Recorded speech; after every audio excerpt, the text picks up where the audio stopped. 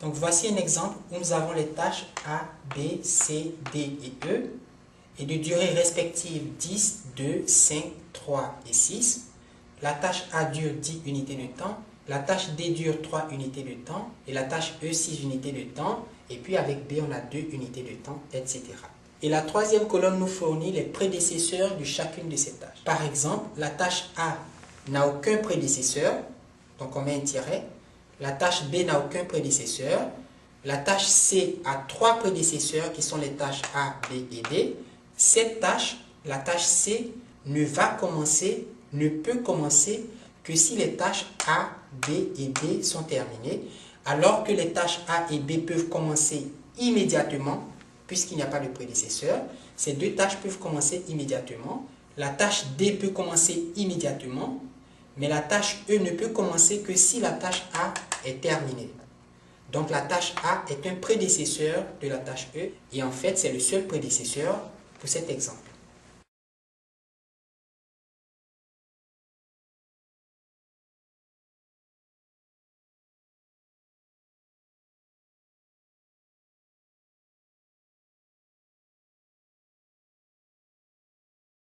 Comment allons-nous trouver les successeurs des tâches A, B, C, D et E? La troisième colonne du tableau nous fournit les prédécesseurs et dans la quatrième colonne, on désire mettre les successeurs des tâches A, B, C, D et E de toutes les tâches du projet.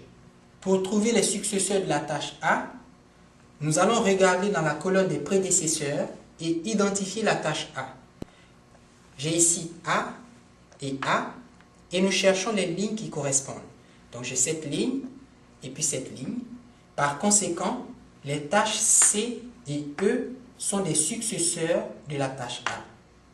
Les tâches C et E sont des successeurs de la tâche A. Et comment a-t-on fait? Eh bien, on se positionne à la tâche A, on regarde dans la colonne des prédécesseurs, on trouve ici la tâche A et ici la tâche A, et on identifie les tâches qui correspondent. Donc j'écris C et E. Les successeurs de la tâche B seront trouvés de la même manière. Je regarde la colonne des prédécesseurs, je vois la tâche B et le sommet correspondant est C. Donc j'écris ici C. Les successeurs de la tâche C, je regarde la colonne des prédécesseurs, je ne vois pas la tâche C est absente, par conséquent, elle n'a aucun successeur. La tâche C n'a aucun successeur puisqu'elle n'apparaît pas dans la colonne des prédécesseurs. Pour la tâche D, je vois ici la tâche D et son seul successeur, c'est la tâche C. Donc j'écris ici C. Et pour la tâche E, puisqu'elle est absente de la colonne des prédécesseurs, il n'y a aucun successeur. Nous avons donc le dictionnaire des prédécesseurs et le dictionnaire des successeurs pour toutes les tâches du projet. D'accord? Pour la tâche A, aucun prédécesseur, mais 2 successeurs qui sont les tâches C et E. Pour la tâche B, aucun prédécesseur, indiquant que la tâche B peut commencer immédiatement, de même que la tâche A, mais un seul successeur qui est la tâche C, indiquant que cette tâche ne va commencer que lorsque la tâche B, cette tâche ne sera terminée. Le réseau perte va commencer par un sommet qu'on va appeler début, mais qu'on peut appeler numéro 1, et finir en un sommet que j'appelle fin, et dont le rang est petit n, où petit n est le nombre total de sommets dans le graphe. Alors, je ne connais pas la valeur de petit n, donc je mets petit n. Je voudrais classer les sommets intermédiaires par niveau. Alors, ici, j'écris le premier niveau, niveau 1. Ici, le deuxième niveau, niveau 2. Ici, le troisième niveau, niveau 3, etc. Jusqu'au sommet final qui indique l'achèvement du projet, la fin du projet. Et dans chaque niveau, je vais mettre des tâches. Ouais, j'ai les tâches A, B, C, D, E. Et la question est de savoir quelles sont les tâches qui seront dans le niveau 1, les tâches qui seront dans le niveau 2, les tâches du niveau 3, du niveau 4, etc. jusqu'à la fin du projet. Commençons par le niveau 1. Donc par ce niveau. Donc j'ai le niveau 1 et je désire identifier toutes les tâches de ce niveau. Eh bien, les tâches du niveau 1 sont les tâches qui n'ont aucun prédécesseur. Manifestement, les tâches A et B n'ont aucun prédécesseur. Donc, je marque ici 1 et 1 pour dire que la tâche A est dans le niveau 1 et la tâche B est dans le niveau 1. La tâche C n'est pas dans le niveau 1 puisque cette tâche a au moins un prédécesseur. Je laisse ici un espace. La tâche D n'a aucun prédécesseur, donc je mets ici 1. Et la tâche E a au moins un prédécesseur, donc je laisse un espace. Donc les seules tâches du niveau 1 sont les tâches A, B et D. Les seules tâches du niveau 1 sont les tâches A, B et D. Une fois trouvées les tâches du niveau 1, je vais dans la colonne des tâches pour rayer toutes les tâches de ce niveau. Les tâches A, B et D ont été identifiées comme appartenant au niveau 1 et il faut aller dans la colonne des tâches et rayer ces tâches qui appartiennent au premier niveau. Donc j'ai rayé la tâche A, la tâche B et la tâche D. Et la prochaine étape consiste à aller dans la colonne des prédécesseurs et à rayer ces mêmes tâches. D'accord? On va dans la colonne des prédécesseurs pour rayer toutes les tâches qui viennent d'être rayées. Donc je vais rayer A, je vais rayer B, je vais rayer D. J'ai ici aussi la tâche A qu'il faut rayer. On va rayer dans la colonne des prédécesseurs toutes les tâches qui viennent d'être rayées. Cela fait, on regarde dans la colonne des tâches s'il reste des tâches non rayées. Est-ce qu'il reste des tâches non rayées? La réponse est oui. Les tâches C et E n'ont pas été rayées. Il faut recommencer la procédure. Donc c'est une boucle, c'est une récurrence sur l'ensemble des tâches du projet. Et pour recommencer, qu'est-ce qu'on fait? On regarde dans la colonne des tâches toutes les tâches qui n'ont aucun prédécesseur. Quelles sont les tâches, donc les éléments de cette colonne, qui n'ont plus aucun prédécesseur? Je regarde la tâche C et je vois que les tâches A, B et D ont été rayées. Par conséquent, la tâche C n'a plus aucun prédécesseur et cette tâche ira dans le deuxième niveau. Donc je marque ici 2 pour la tâche C qui n'a aucun prédécesseur. Je regarde la tâche E pour laquelle le seul prédécesseur a été rayé. Donc la tâche E non plus n'a plus aucun prédécesseur et je marque ici 2. Et je vais dans la colonne des tâches pour rayer toutes les tâches qui viennent d'être mises dans ce niveau, dans le deuxième niveau. Et je regarde dans la colonne des prédécesseurs pour voir si ces tâches qui viennent d'être rayées, les tâches C et E, sont présentes pour que je puisse les rayer. Je regarde, les tâches C et E sont absentes de la colonne des prédécesseurs et par conséquent, il n'y a plus rien à faire. Il n'y a donc que deux niveaux, les niveaux 1 et 2, auxquels appartiennent respectivement les sommets A, B et D pour le niveau 1 et les sommets C et E pour le niveau 2. J'enlève le niveau 3 puisqu'il n'y a que deux niveaux et je dessine mon sommet final ici.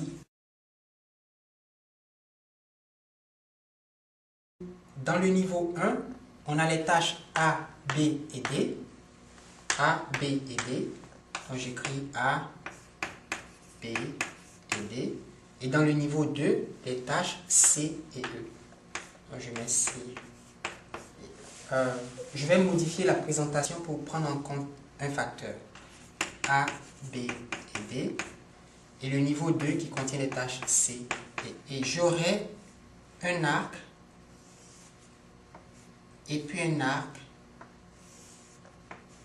Et puis un arc pour chacune de ces trois tâches dans le premier niveau. Ici, je marque la tâche A et dont la durée est de 10. Donc, j'écris A 10. Et ici, la tâche B dont la durée est de 2 unités de temps. Et enfin, la tâche D qui dure 3 unités de temps. Dans le deuxième niveau, nous trouvons les tâches C et E, mais il faut respecter les contraintes de précédence. Quels sont les prédécesseurs des tâches C et E? Ou quelles tâches précèdent les tâches C et E? La tâche A précède les tâches C et E, et les tâches B et D précèdent aussi la tâche C. Si on regarde le dictionnaire des successeurs, ou même la colonne des prédécesseurs, on voit que les tâches B et D précèdent la tâche C. La tâche C est précédée par les tâches B et D, et en fait par les tâches A, B et D. Je vais ici marquer la tâche E et sa durée qui est de 6 unités de temps. Ici, la tâche C qui dure 5 unités de temps. Donc j'ai la tâche E qui succède à la tâche A et la tâche C qui succède à la tâche B, mais cette tâche est aussi un successeur de la tâche A. Par conséquent, il faut une transition de ce sommet à ce sommet, et cette transition sera réalisée au moyen d'une tâche fictive, c'est-à-dire une tâche de durée nulle. Donc je fais une tâche fictive que j'appelle F1 et dont la durée est nulle pour que la tâche A précède la tâche C. Pour que la tâche A précède la tâche C. Et la tâche D qui est aussi un prédécesseur de la tâche C, ou bien la tâche C qui est aussi un successeur de la tâche D, nous oblige à dessiner un arc fictif de ce sommet vers ce sommet. Donc, un arc fictif, F2, de durée nulle.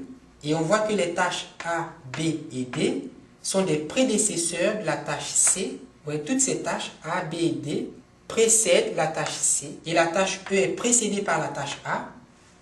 La tâche A précède la tâche E. Ou encore, la tâche E succède à la tâche A. La tâche E succède à la tâche A. Le premier sommet, le sommet 1, le deuxième sommet, le troisième, le quatrième et le nème sommet, n ici vaut 5, donc le cinquième sommet qui est le sommet final, qui est le sommet qui parachève le projet.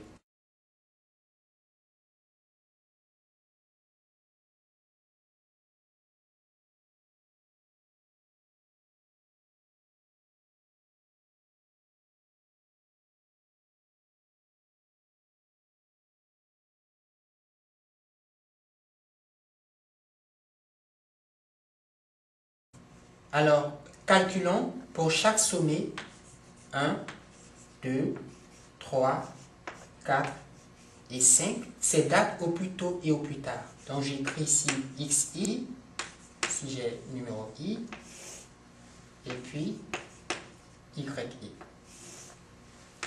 Si j'ai date au plus tôt,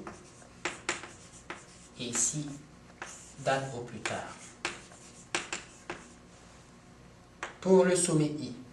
Donc ce sont les dates pour le sommet I. Pour le sommet 1, ça date au plus tôt et ça date au plus tard. Pour le sommet 2, ça date au plus tôt et ça date au plus tard. Et puis, etc. Pour tous les sommet. Je suppose que si j'ai ici un sommet I, XI et ça date au plus tôt et YI et ça date au plus tard. Et le sommet ou le nœud initial du graphe perte a une date au plus tôt égale à 0. Toujours, on commence par le sommet initial dont la date au plus tôt vaut 0. X1 égale à 0. Parce que 1 c'est pour le début, c'est le sommet initial. Alors, nous allons faire une récurrence, une boucle en avançant dans le projet. Donc de la gauche vers la droite, nous avançons pour le calcul des dates au plus tôt de chaque sommet du graphe perte. Nous avons fini avec le sommet initial, le sommet début. Sa date au plus tôt est une initialisation, elle vaut 0. Pour le sommet 2, x2, qui est la date au plus tôt de ce sommet, sera calculé en prenant le maximum. Je veux calculer x2, j'écris x2 égale max xk plus d2k, où k appartient à l'ensemble des prédécesseurs du sommet 2. K appartient à l'ensemble des prédécesseurs du sommet 2. Et pour tous ces cas, nous calculons xk plus d2k, d2k étant le poids de l'arc qui va du sommet 2 vers le sommet k, faire xk plus dk2, où dk2 est le poids de l'arc qui va du sommet k vers le sommet 2. C'est donc la durée de la tâche qui commence au sommet k et qui finit au sommet 2. Pour chaque indice k, élément de l'ensemble des prédécesseurs du sommet 2, puisque c'est pour ce sommet que nous voulons calculer la date au plus tôt, nous calculons xk plus dk2, et parmi tous ces nombres, nous allons choisir le plus grand, c'est-à-dire le maximum, et attribuer sa valeur à x2. Quels sont les prédécesseurs de 2? Quels sont les